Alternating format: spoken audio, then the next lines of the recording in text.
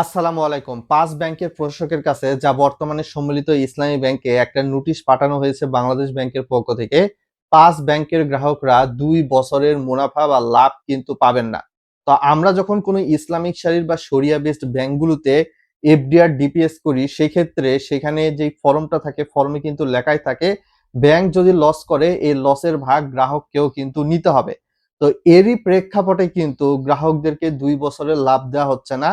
এবং এক্ষেত্রে এই লাভটা গ্রাহকরা কিন্তু কোথায় পাবে না? আপনার যদি এফডিআর থাকে, ডাবল বেনিফিট স্কিম থাকে বা এমআইএস বা মাসিক মুনাফা ভিত্তিক হিসাব থাকে বা ডিপিএস থাকে, এগুলো থেকেও কিন্তু আপনারা লাভ পাবেন না গেল ২ বছরের। গেল ২ বছর মানে কি ২০২৪ এবং ২০২৫ সালের কোনো লাভ পাবেন না। যারা ইতিমধ্যে লাভের টাকা তুলে নিয়েছেন তাদের টাকা কিন্তু অবশ্যই মূল টাকা থেকে কেটে রেখে সমন্বয় করা হবে।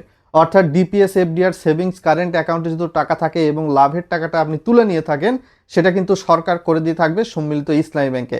তবে যারা আগেই সব টাকা তুলে নিয়েছেন, অ্যাকাউন্ট ক্লোজ করে দিয়েছেন, অ্যাকাউন্টে কোনো টাকা নেই, তাদের ক্ষেত্রে কিন্তু এই বিষয়টা আবার প্রযোজ্য হচ্ছে না। বুঝতে পেরেছেন? এটাই হচ্ছে বাংলাদেশ ব্যাংকের রুলস এবং রেগুলেশন। তবে আমার এখানে উচিত ছিল যে একটু পরিমাণ হলেও বাংলাদেশ ব্যাংক এই সম্মিলিত ইসলামী ব্যাংকের গ্রাহকদেরকে কিছুটা লাভ দিক। বেশি লাভ দেওয়ার প্রয়োজন নাই। ভিডিওটা লাইক শেয়ার করে আরো মানুষকে জানিয়ে দিবেন। তবে বাংলাদেশ ব্যাংক এখানে দেখা গেল যে একেবারেই লাভ দিবে না, এই বিষয়টা কিন্তু ঘোষণা দিয়েছে দেশের প্রথম সারির ইলেকট্রনিক প্রিন্ট মিডিয়ায় কালের কণ্ঠ বা প্রথম আলোতে বর্তমানে এটা নিয়ে কিন্তু নিউজও হয়ে গেছে। সম্মিলিত ইসলামী ব্যাংক যখন থেকে তাদের কার্যক্রম শুরু করেছে ২০২৬ সাল থেকে ৫টা ব্যাংক এক হয়ে ওই ৫টা ব্যাংকের গ্রাহকদের যে অ্যাকাউন্টগুলো এখন সম্মিলিত ইসলামী ব্যাংকে রয়েছে সেগুলা FDR, DPS, savings current, SND, double benefit scheme, MIS হলেও মেয়াদ পূর্তিতে ২০২৬ সাল থেকে সম্মিলিত ইসলামী ব্যাংকের যে রেটটা রয়েছে সেই রেট বিবেচনায় কিন্তু আপনারা মুনাফা প্রাপ্য হবেন।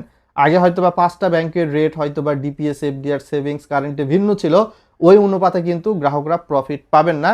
তো এইটাই ছিল কিন্তু মোরাল অফ দ্য স্টোরি। এই বিষয়গুলো আশা করি বুঝতে পেরেছেন। তো ইসলামিক শারির ব্যাংকগুলো বাংলাদেশে যত ধরনের ইসলামিক ব্যাংক রয়েছে, সেটা এ ইসলামী ব্যাংক, বি ইসলামী ব্যাংক, সি ইসলামী ব্যাংক, নাম বলতেছি না। এই ব্যাংকগুলোতে গ্রাহকরা যখন টাকা রাখে, সিগনেচার যখন করে ফরমে, ফরমে কিন্তু এই বিষয়টা লেখা থাকে। আপনি ফরমটা হয়তোবা পড়েন নাই, না পড়েই সিগনেচার করেছেন। তো আপনি পড়েন নাই, এটার দায়ভার আপনার। বুঝতে পেরেছেন? এখন ব্যাংকে যদি যান, ব্যাংক এটাই বলবে আপনি না পড়ে কেন সিগনেচার করেছেন আমাদের ফরমে। তো এইটাই ছিল মোরাল অফ দ্য স্টোরি।